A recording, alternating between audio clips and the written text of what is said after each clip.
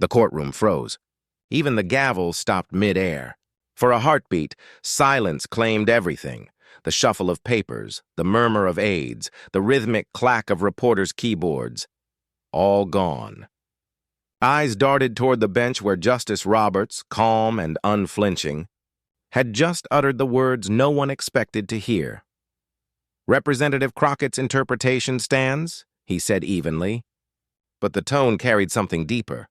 Admiration. The kind of respect that can't be faked, can't be forced, can't be scripted. Every head turned to Jasmine Crockett. She didn't flinch. Her face remained still, her gaze steady, her hands folded before her as if she had known this moment would come, as if the entire system had finally caught up to what she already knew.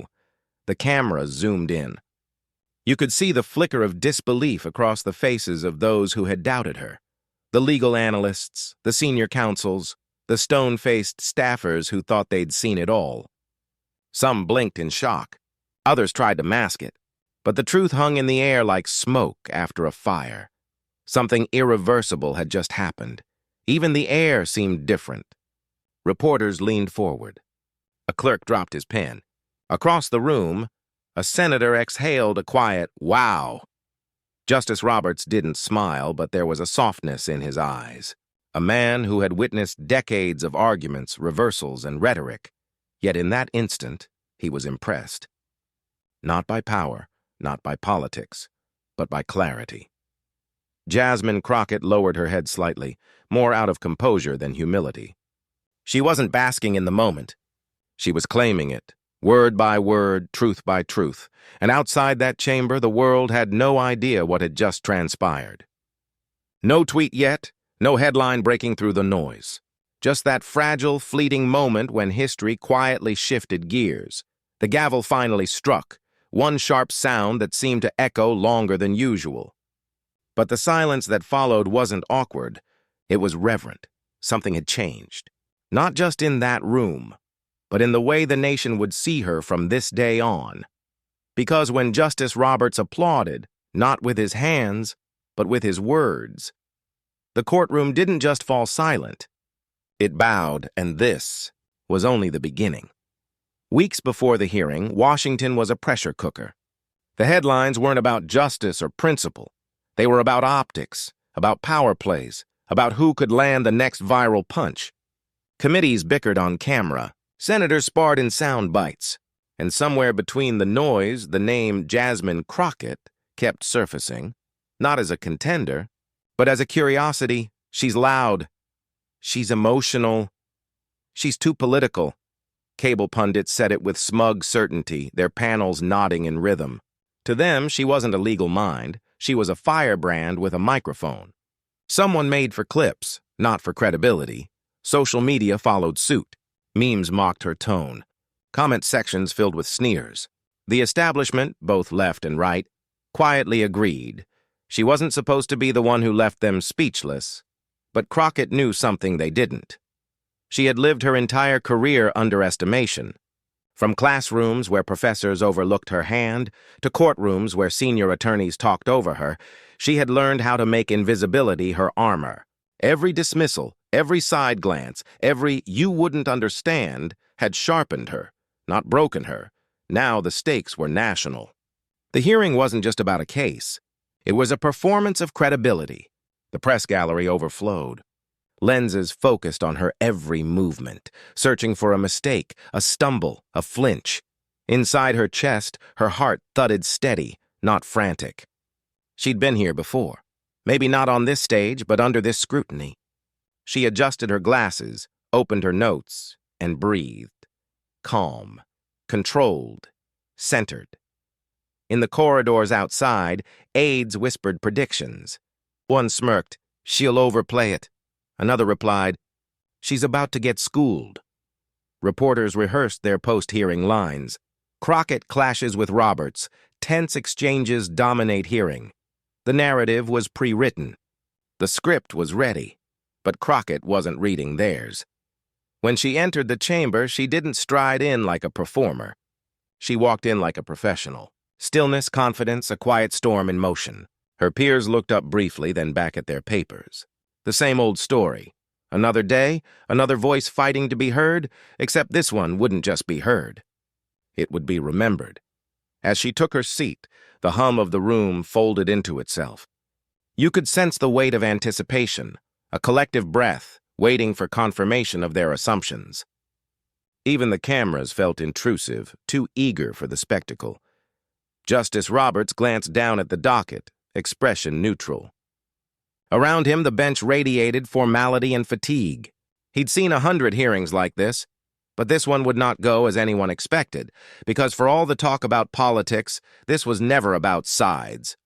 It was about intellect, composure, and truth under pressure, and Crockett had mastered all three. Still, no one saw it coming. They saw her bright jacket, her poised posture, her calm stare, and assumed it was surface confidence. They didn't realize the steel beneath it. The questioning would begin soon. Her name would be called. Microphones would click on, and all the narratives waiting to be written would hang in the balance of how she spoke her first sentence. Outside, the world watched for failure. Inside, she prepared for precision. The whispers grew faint. The shuffle of papers ceased. A single voice called her name. Jasmine Crockett lifted her chin, eyes steady, hands still. The moment had come, and from here on out, no one would control the tempo but her, because when the questioning began, it wasn't the judge who led, it was Crockett. It wasn't a man or a single face that stood against her. It was something older, quieter, and far more powerful. An attitude, the invisible sneer of institutional arrogance. It lived in polished shoes and crisp suits, in the way certain people tilted their heads when she spoke, that faint smile that said, "You're passionate, but not serious." It lingered in boardrooms, in hearing chambers, in the marble silence of places where authority had worn the same color and tone for generations. They didn't call it bias. They called it decorum. They didn't interrupt her because she was wrong. They interrupted her because she was inconvenient. During her early hearings, the interruptions came like clockwork. Each time she began to build a case, someone would cut in. "Point of order. Let's stay on topic. Time's running short." Yet, when others droned for minutes with empty rhetoric, no one reached for the clock. She'd pause, take a breath, and continue, each sentence tighter, cleaner, more unshakable than the last. But the dismissals weren't limited to the chamber. In the hallways afterward, she'd hear it. The whispers meant to sting, not to confront. "She's emotional. She's always making it about race. She's smart but not objective." The irony? Her entire approach was objectivity. Cold, methodical, rooted in statute and precedent. But when objectivity comes from the wrong voice, it threatens the comfort of those who mistake confidence for insolence. Crockett had learned early how to read that brand of arrogance. As a young attorney, she'd felt it across negotiation tables. Clients choosing the older white lawyer beside her for reassurance, even as she had done all the work. In court, judges would look past her to the male associate she trained. Her victories were footnoted. Her mistakes magnified. She learned not to argue against perception, to weaponize it instead. If they thought she was loud, she made truth her volume. If they thought she was dramatic, she made evidence her performance. Every misjudgment became a map of where to strike next time, and by the time she entered politics, the pattern hadn't changed, just the setting. The same tone of polite dismissal followed her into televised debates and committee meetings. The same patronizing praise disguised as critique. "You're articulate, Representative." The same backhanded smirk that said, "You don't belong here?" Not really, but the thing about arrogance is that it makes people sloppy. It blinds them to preparation, to precision, to the quiet patience of someone who has spent years studying not just the law, but how to move through a system that was never designed to hear her voice. So, when Crockett walked into that courtroom, she wasn't just carrying a binder of legal notes. She carried decades of being underestimated. Every interruption she'd endured. Every smirk that told her she was in the wrong room. Every headline that framed her conviction as attitude. They thought they were dealing with the same energy they'd always faced, the loud politician looking for a soundbite. They didn't recognize the strategist behind the calm smile, the attorney who didn't just argue. She translated power into plain language, and that day they would learn, because arrogance assumes it has the upper hand until the facts start to cut back. Until logic, delivered softly, starts to dismantle ego brick by brick. Until every so-called interruption becomes an opening. In that chamber, Crockett would not raise her voice. She wouldn't need to. The law would do it for her. The same establishment that once dismissed her as noise was about to listen. Not out of choice, but necessity. They thought they could out-talk her. They forgot. She spoke in precedent. It began quietly. No grand gesture, no raised voice. Just Jasmine Crockett adjusting her notes, taking one last glance at the opposing counsel who sat across from her, clutching his papers as though they might protect him from what was coming. She looked up, her voice steady. "Let's walk through your argument," she said, step by step. What followed was not a rebuttal. It was a deconstruction, methodical, deliberate, surgical. "First," she began, "you've cited Article 1, Section 6 to imply that legislative oversight is limited by internal discretion. But the clause you're referring to concerns legislative immunity, not accountability. The framers never intended immunity to be used as insulation from inquiry. In fact, it was the opposite, to protect those asking the hard questions, not those avoiding them." Her tone sharpened slightly, a scalpel against marble. "Second, you invoked U.S. v. Harrington 1978 as precedent. A narrow administrative ruling, one that has since been clarified by Whitman v. Department of Justice 1986 and reaffirmed in McConnell v. United States 1999. Each case reaffirmed that when public trust is at stake, oversight must not be constricted by procedural convenience. You selectively quoted the part that served your argument, but not the part that served justice." The opposing counsel shifted, adjusting his glasses. His fingers trembled just slightly, a detail not lost on the cameras. Crockett pressed on, her rhythm unwavering. "Third, and perhaps most troubling, you argue that transparency is a political weapon. I disagree. Transparency is the oxygen of democracy. Without it, everything else suffocates." A murmur rippled through the chamber. Faint, but rising. Crockett's gaze swept across the room, from the senators to the reporters to the citizens packed into the back rows. Her words were no longer confined to the legal exchange. They were reaching the conscience of the audience. "For decades," she said, her voice gaining quiet momentum, "people have been told the law belongs to the powerful. That oversight, accountability, even truth itself are privileges to be negotiated. But the Constitution was never written to comfort the comfortable. It was written to protect the public from precisely that mindset." She paused, letting the silence breathe before delivering the next blow.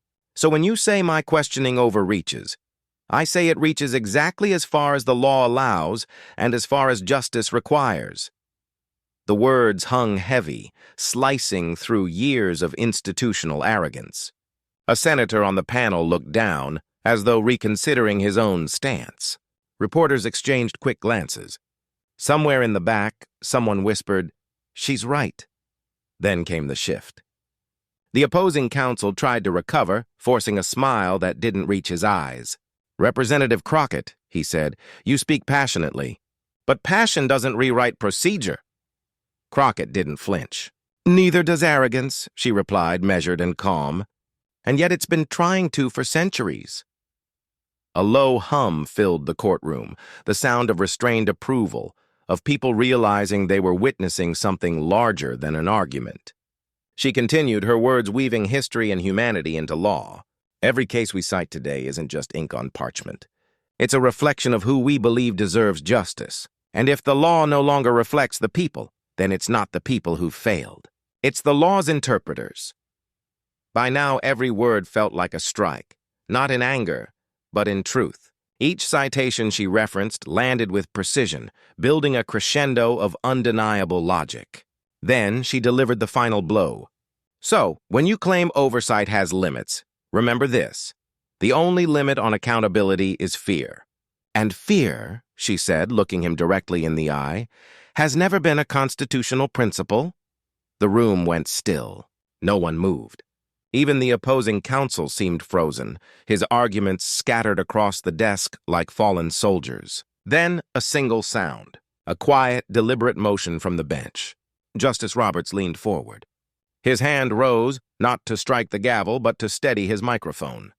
He spoke slowly, his voice carrying the authority of decades of jurisprudence.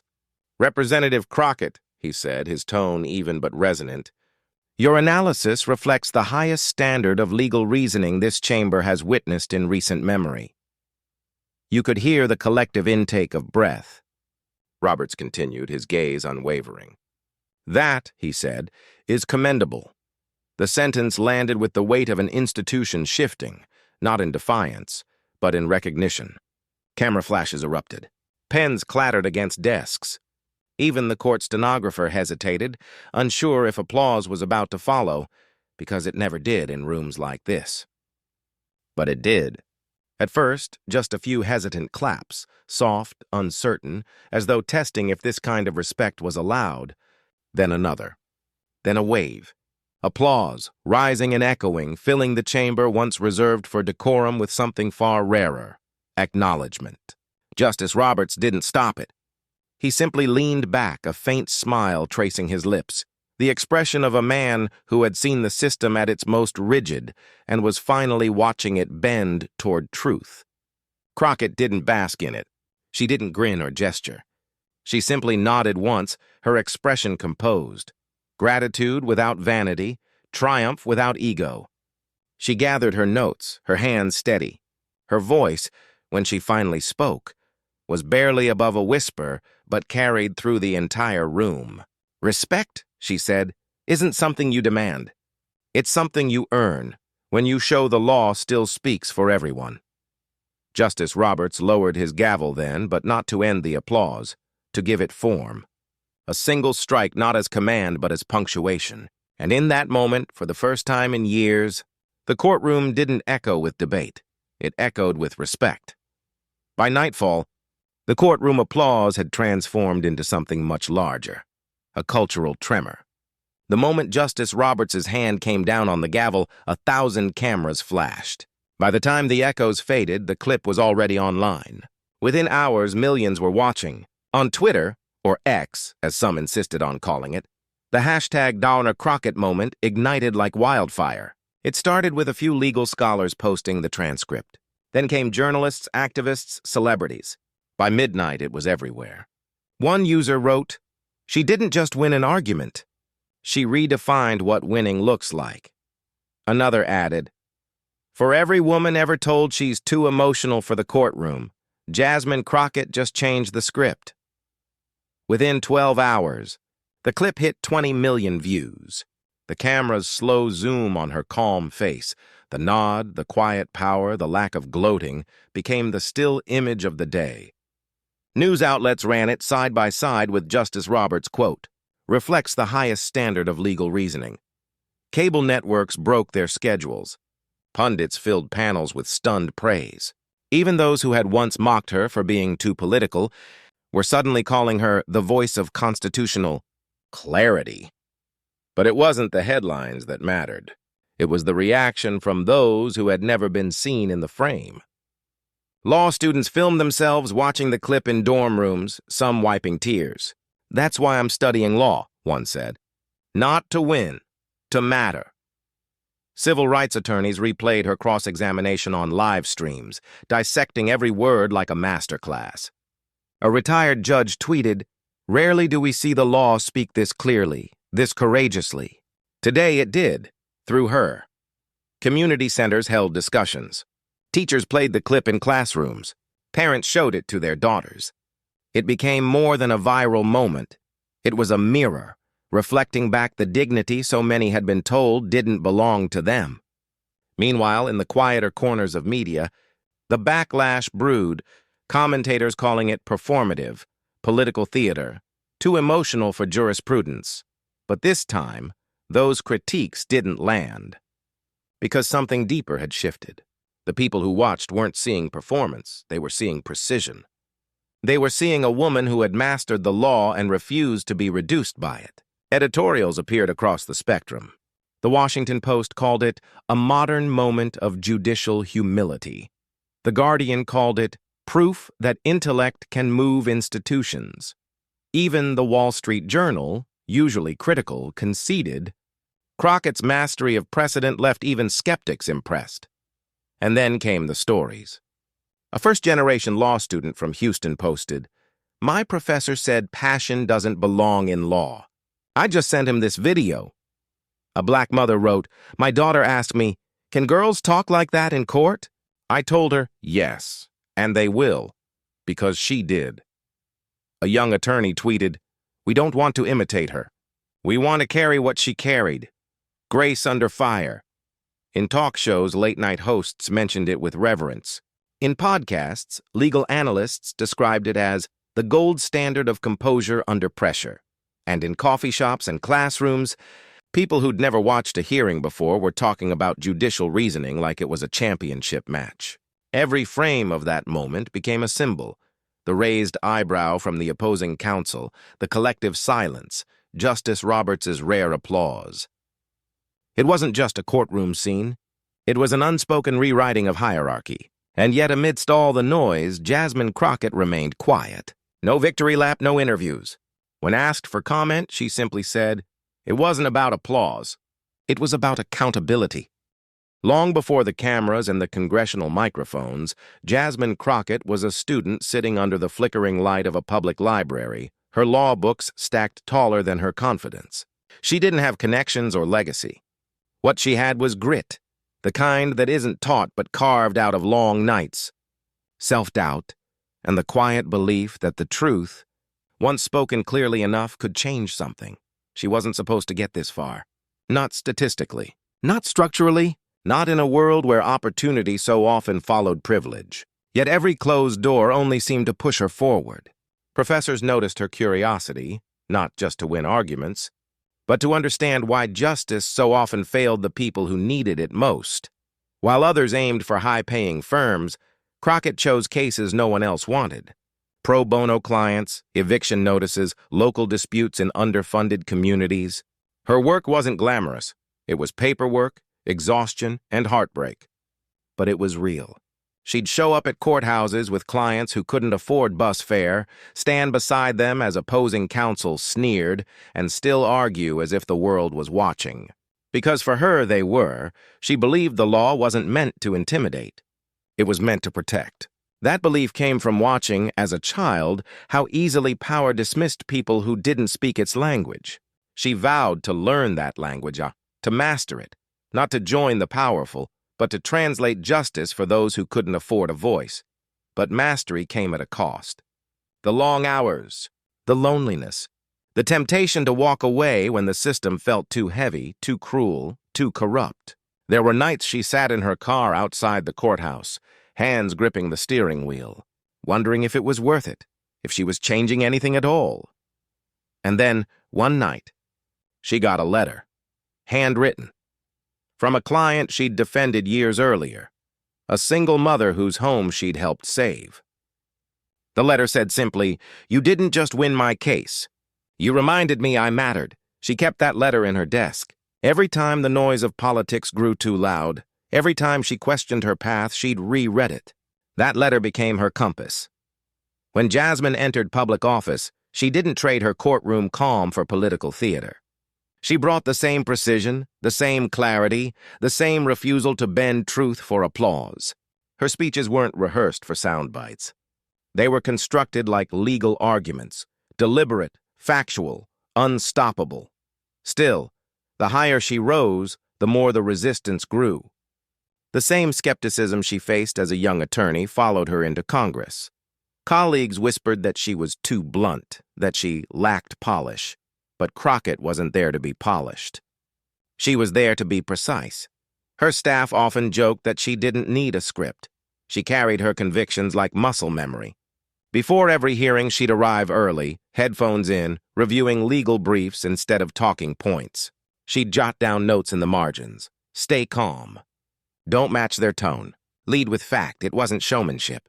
It was survival.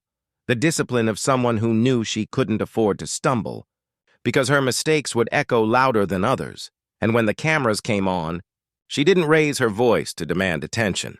She earned it through structure, each word placed exactly where it needed to be, each pause deliberate, each fact a blade sharpened by years of being doubted.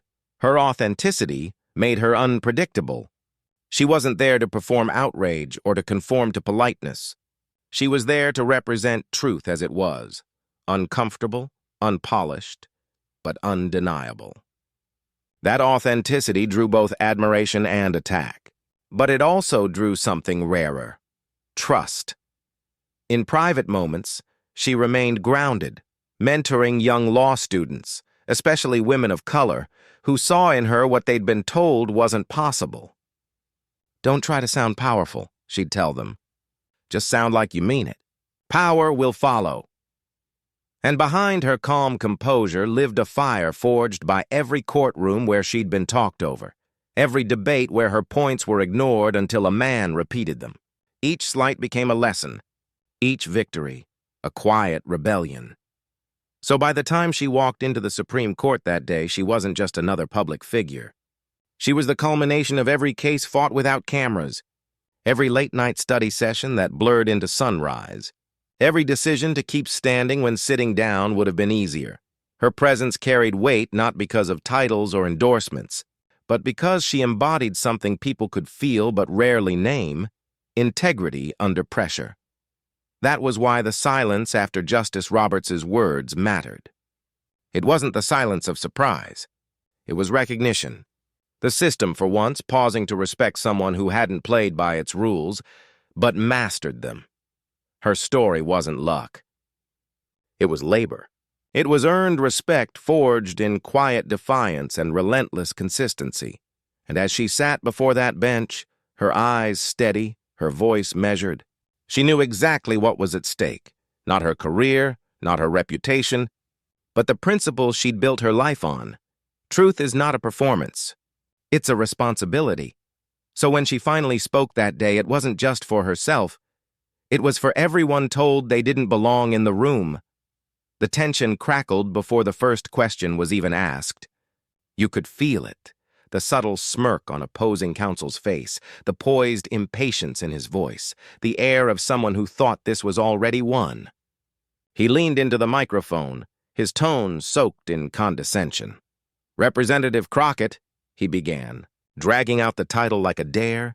"Perhaps you're unaware of the 1978 precedent that clearly limits congressional inquiry in cases like this." The words were meant to corner her, to remind her who usually wrote the rules in this room. A few people shifted in their seats, already expecting her to fumble, to defer. Crockett didn't move. Her hands remained still, her gaze fixed on him, patient as a teacher waiting for a student to finish a wrong answer. Then she spoke, her voice level but laced with quiet command. "I'm very aware of that precedent, counsel. But perhaps you're unaware of the 1986 ruling that superseded it, where the court recognized Congress's expanded oversight in matters directly tied to public trust." The air shifted. A few heads lifted. Pens paused mid-note. He blinked, a brief flash of surprise breaking his composure. "That case," he stammered, "was contextually limited to administrative review." She interrupted softly, not rudely. "And yet the language remains unambiguous. Oversight shall not be constrained by precedent when public welfare is in question. Your citation omits that clause." "Would you like me to read it for you?" Gasps rippled through the gallery, subtle, restrained, but unmistakable. Even the clerks behind Roberts exchanged glances. The duel had begun, and the shift was palpable. The opposing counsel cleared his throat, masking his irritation with a brittle laugh. "Well, Representative, perhaps we're interpreting that clause differently." Crockett leaned slightly forward, her tone still calm but now edged with precision. "Interpretation is for the uncertain. Law is for the documented. I deal in the latter." That line landed like a stone in still water. The ripples reached everyone. Reporters began to type faster. You could almost hear their internal narration forming. Crockett dismantles the opposition line by line. The council tried again, flustered but unwilling to yield. "You're implying that Congress holds unlimited power in oversight?" She cut him cleanly this time. "No, I'm asserting that accountability is not a privilege. It's a constitutional duty.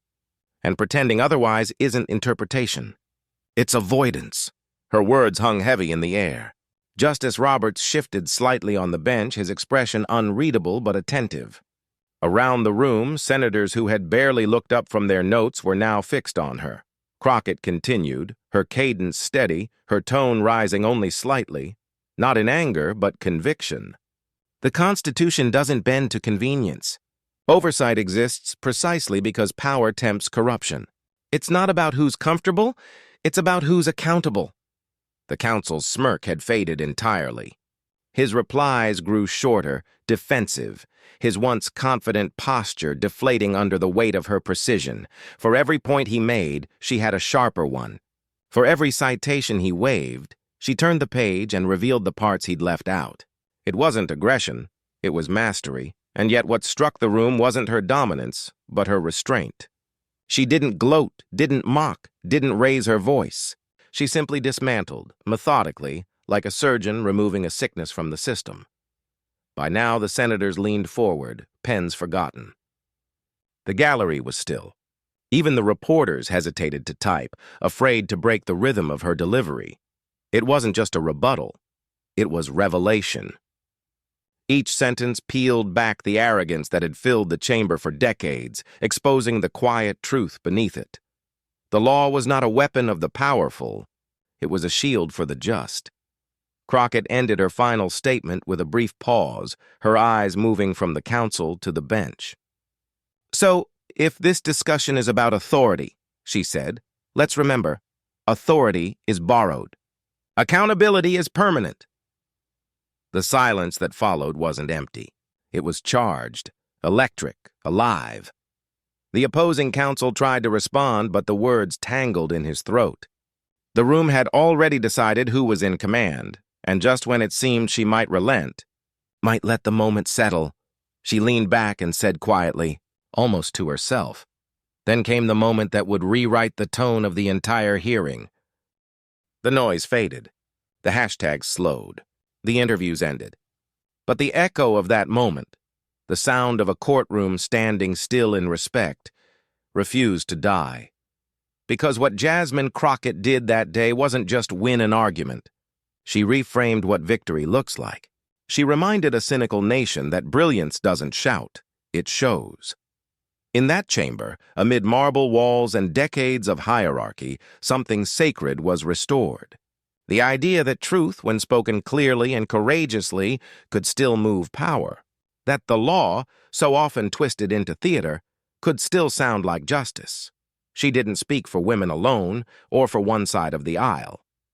She spoke for anyone who has ever been told to stay quiet until they're invited to speak. For anyone who has had to prove again and again that intellect and integrity don't require pedigree. Her calm dismantling of arrogance was more than legal analysis. It was poetry in discipline. Every sentence was a rebuttal to generations of condescension. Every pause, a reminder that composure itself can be revolutionary. Justice Roberts's applause may have been spontaneous, but what it symbolized was deliberate. Acknowledgement. A recognition long withheld, suddenly made visible. And in that rare gesture, a quiet clap from the institution itself, the country saw not just a commendation, but a confession that the gatekeepers had been watching the wrong gates. Crockett had walked into that room underestimated, a woman of color in a space that often equates authority with uniformity. She walked out having redefined what authority looks like, not the loudest, not the oldest, but the most anchored in truth. And in that transformation, she became more than a representative. She became a reflection of every teacher told they were too passionate, every lawyer told they were too political, every young woman told they were too much. Brilliance needs no permission. Dignity needs no defense. That was the unspoken verdict of that day, because leadership isn't proven in how loudly one demands to be heard. It's proven in how power responds when it finally listens. And when even Justice Roberts, the keeper of decorum, chose respect over rank, something shifted in the American psyche. The applause was not for her alone. It was for the principle that excellence cannot be confined by expectation. That truth, when it walks into the room, commands its own space. What Jasmine Crockett reminded the world is that justice is not abstract. It's human. It's the courage to confront power without bitterness. It's the audacity to believe that intellect, grounded in empathy, still matters. And as the cameras replayed that moment over and over, the message reached far beyond Washington. It traveled to classrooms where young girls now raised their hands higher, to law schools where students replayed her cross-examination before exams, to boardrooms where quiet professionals began to realize credibility doesn't come from invitation. It comes from conviction, because in every boardroom, every classroom, every courtroom, someone underestimated will rise. Someone dismissed will speak. Someone unheard will make the world listen, and when they do, the same silence that once carried doubt will carry something else. Respect. That is Jasmine Crockett's legacy in motion, a reminder that truth is not fragile, and respect is not owed. It's earned, one moment of courage at a time. The courtroom that day became more than a setting. It became a mirror, showing America what justice looks like when it stands tall, unafraid and uninvited, but undeniable. And though the applause faded, the lesson remained. You don't need permission to be brilliant, and you don't need validation to be right. You only need the courage to speak, and the discipline to let truth do the rest. The image still lingers.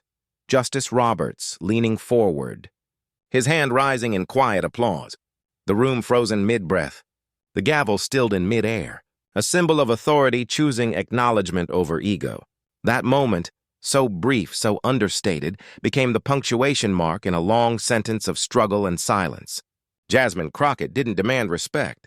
She earned it through precision, patience, and purpose. And as the echoes of that day ripple outward, one truth remains unshaken. Justice isn't about winning sides. It's about honoring truth when it finally speaks clearly enough to silence the noise. Because this wasn't about politics. It was about principle. It wasn't about proving worth.